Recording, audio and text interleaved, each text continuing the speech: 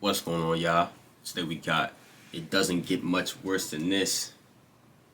I think they about to be on my boy Brian head about the foul, whatever. Let's get into it. Or they on the ref head about the foul. Let's see. James comes up top, gets it. Let's see what it is. James on the drive, gets in the paint, layup, missed it. That's a foul. Crazy. Here it is again in slow motion. Tie game with 3 seconds left on the clock. Game on the line, this being the potential game-winning shot.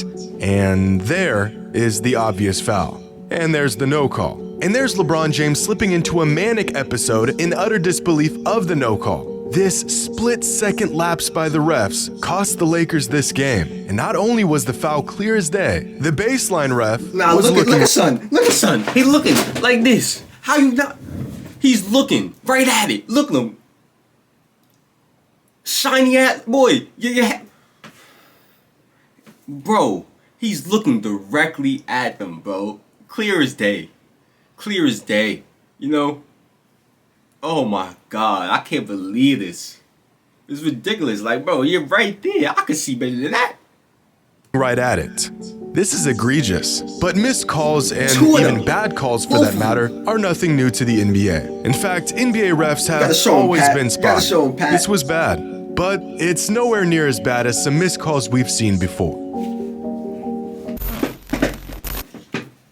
Today's video is brought to you by SeatGeek. A new NBA season is upon us. Just look at it. Ain't it beautiful? And with the season underway, SeatGeek Jimmy, see that?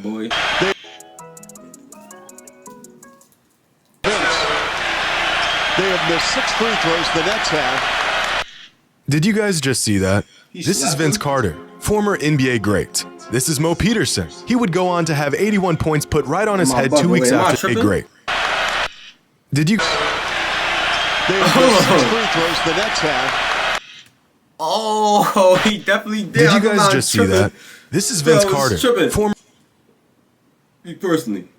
NBA great. This is Mo Peterson. He would go on to have 81 points put right on his head 2 weeks after this game. And in the middle of a live broadcast, in front of 17,000 people, Vince Carter slapped Mo Pete. It wasn't hard or anything. In fact, Vince and Mo were former teammates. They were just messing around. But the ref didn't see Vince do this. What they did see, however, was this. And as a result of this innocent, playful act, Mo Peterson was immediately thrown out of this ball game. They have missed 6 free throws, the Nets have. Nah. This is tailor-made right now, and now what do we have? Is Peterson? Come on, man.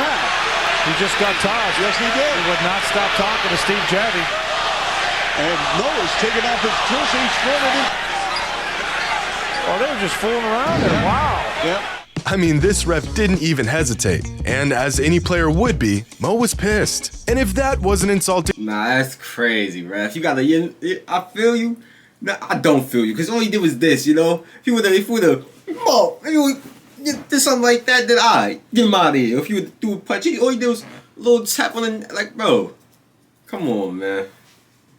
Enough, Mo had to watch from the locker room as Vince Carter went on to hit the game-winning buzzer beater later on that same game. This call was absolutely appalling. One of the worst no calls turned into a tragically bad call in a matter of seconds. But this is just one of many bad no calls we've seen in recent NBA history. The no call is truly one of the most... Yo, I know Vince was like, nah, my fault, gang.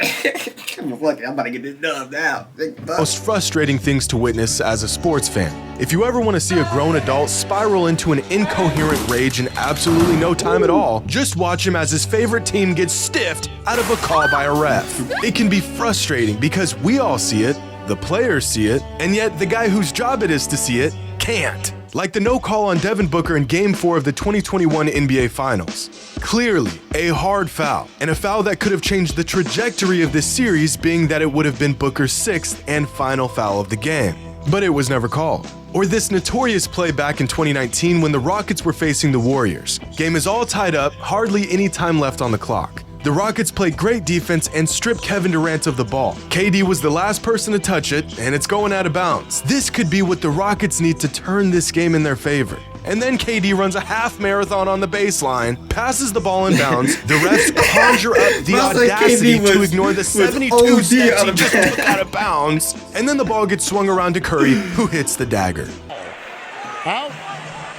Absolutely he's out. Wow.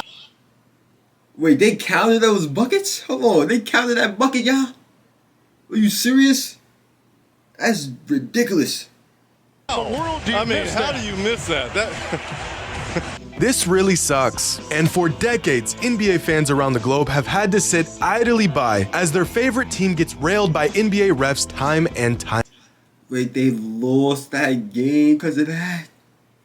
Nah, bro. I seen that play before, but I didn't remember they lost. I thought they got overturned or something. Didn't they get overturned? I might be tripping. Time again. It's a story as old as time itself. Like this play back in 2013, where Kevin Love attempts to put up a potentially game-winning shot, but clearly gets fouled by Sean Marion and doesn't get the call. And it's not like the refs just didn't see it. Like they're both looking right at it in real time. And correct me if I'm wrong, but I don't think your arm does this when you're shooting a jump shot. Unless, of course, you were fouled. But the call was missed and the Timberwolves lost this game. Or what about that time in 2017 with an ascending Giannis Antetokounmpo and a game-winning dunk that should have never even happened? 7 seconds remaining in regulation. Antetokounmpo, checked by Houston. He'll drive. He scores. Did you see it? Here's another angle of it. Yeah. Right there. Giannis stepped out of bounds on this drive, and the refs never called it. And I don't know how, because the ref is looking right at it. This guy noticed the out of bounds right away. So did this guy. And so did she. And so did this guy standing 30 feet away. Yo, the fans on it. They like, yo, fans on it. Like, oh, what's up? You missed that, boy. I can see better. Yo, everybody on them. Like, see, you gotta go on your game being a ref, man. You gotta be on your A game. But somehow, this ref did not. But not to worry, my friends. It gets worse. Like back in 2002 when the Hornets faced off against the Magic in the first round of the playoffs. The game is all tied up with only 0.7 seconds left on the clock. The Hornets are inbounding the ball and they're going to need a miracle to pull off a win here without going into overtime. Davis at the buzzer. And that's exactly what happened. A 27-foot dagger from Baron Davis over 2 defenders to win the game and take a 2-1 lead in the series. Well, not really, because according to this ref, Baron Davis didn't get the shot off in time. Davis at the buzzer. What? That's they bugging. How is he waving that off? No, it will not count. He was waving immediately. It was so close. My goodness. I mean, I'm pretty sure he did, but I could be wrong. So let's take another look at this.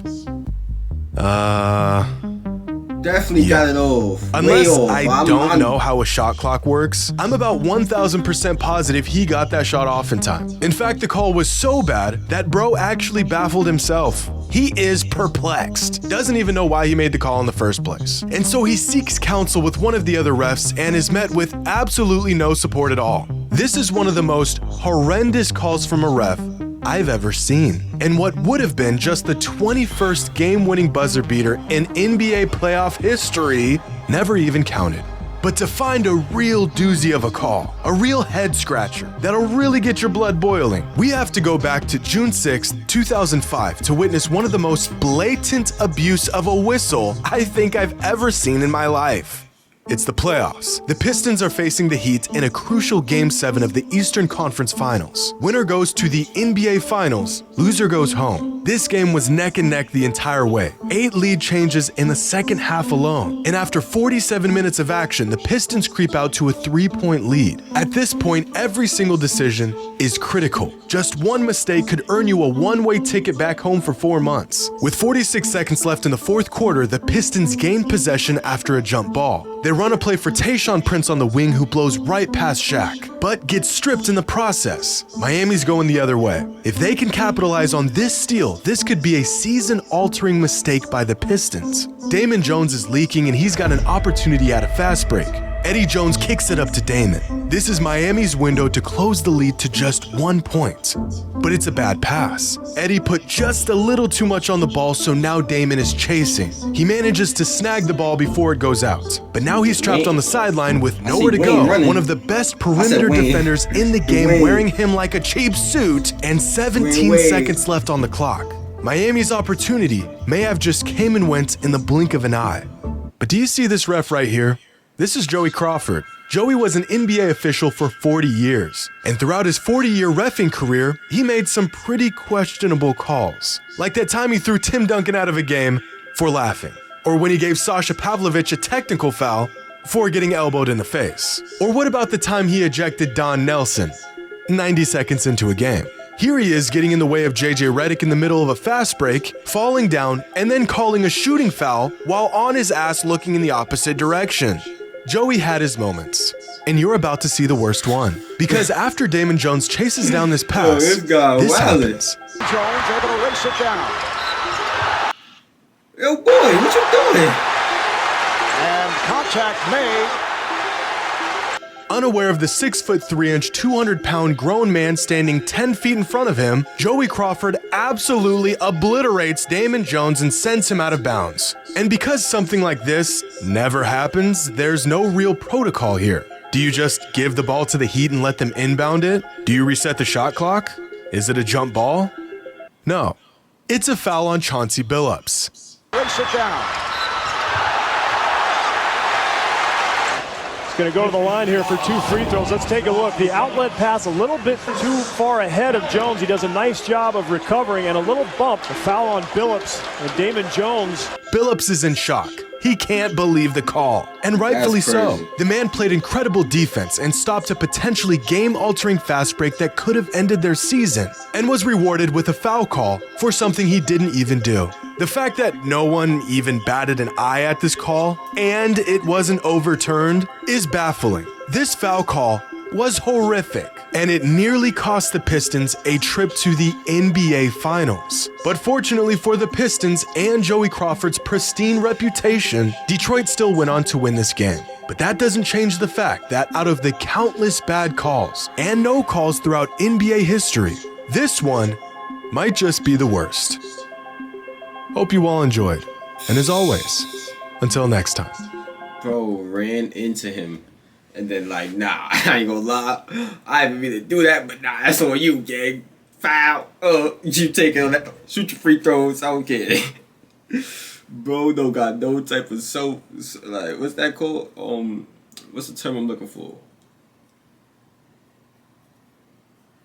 Damn, I forgot the term. Someone know what I'm talking about in the comments. Someone let me know in the comments what I'm talking about.